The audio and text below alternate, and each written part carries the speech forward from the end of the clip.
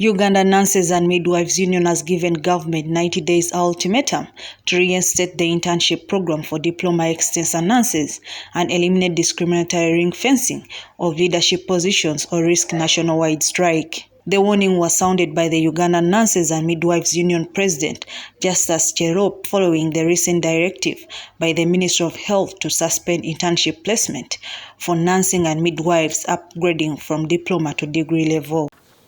My name is Justus Cherop, the President of Uganda Nurses and Midwives Union. I work in Kumi District Local Government. I'm a nurse. And with me, we have Central Executive Committee from all over the country. They have come with the concern on internship. We got the circulars from the Ministry of Health that the interns, especially the extensors of nurses, have been waived off. And to inform the Republic of Uganda that that was unfair move by the Ministry of Education and Ministry of Health. So today we are here because we were not informed and we have our own rights towards education. We are not buying the idea of waiving off. Waiving off means that it's something that they are just sympathizing with us. You can't sympathize with the education. Education is education, and we are appealing to the government that we are not different from our colleagues in Kenya. We are not different from colleagues in Tanzania. We are not different from colleagues in Rwanda and all the international nurses council. We also demand government to allow nurses and midwives in decision making. Put us forefront, like for example, this scenario, it was affecting us nurses, but no nurse was called upon to represent the majority of the nurses. So we need our representation when they are deciding this. They should not decide for us because it is us who wants the education. If it is a policy, they should have taken the policy back to Parliament. And if it came from Parliament, it would have been very better for us to negotiate with the parliamentarians. But this policy was not taken back to Parliament, so we are not taking it as we are taking it as a biased document for nurses alone. Number 6, we also demand government to recognize nurses in all fields. This is it is a profession of its own. Nursing and midwifery is a different profession. So we want them not to destroy our profession and not to disturb our profession. It is a line ministry profession where we need discussion on the table. With that, I would do, on behalf of the SEC and behalf of the committee, we are saying the final answer is this. If our demands is not met, there's no option because we know that government is government, but it will leave us no option to lay our tools down. In solidarity of the nurses who are graduating, in solidarity of the nurses who have graduated, in solidarity of the promotion of the nurses who have got their degrees, in solidarity of the nurses who want to go abroad. So therefore, we are giving government 90 days to revise their minds. If failure to do that, then no nurse will step in the hospital. In solidarity for our nurses of interns. I therefore call upon the Ministry of Education, the Ministry of Health, to engage us and we dialogue before 90 days. Otherwise, 90 days will sound it bitter for the profession and bitter for the government. The directive that has stirred concern within Uganda's nursing profession is likely to affect the future competitiveness for thousands of Ugandan nurses across the globe. But not all graduate nurses and midwives work in Uganda, as I said.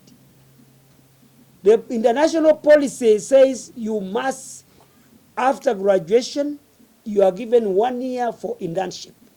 So meaning that our nurses will not go anywhere, which is a very big disaster.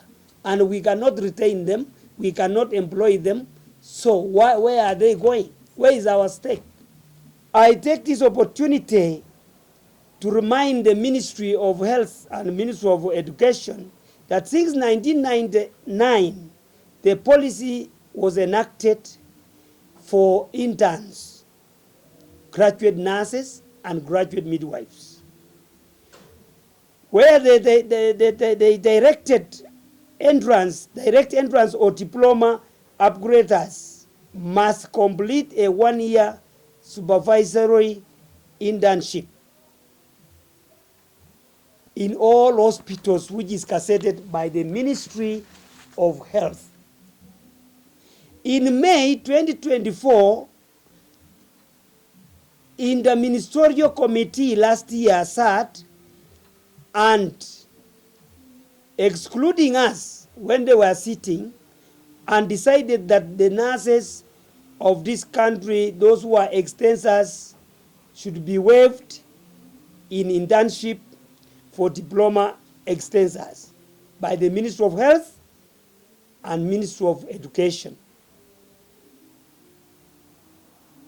We wish also to note that even the graduating nurses and midwives remaining unpromoted, it is common to find a nurse who finished 10 years ago back, but still serving as an enrolled nurse.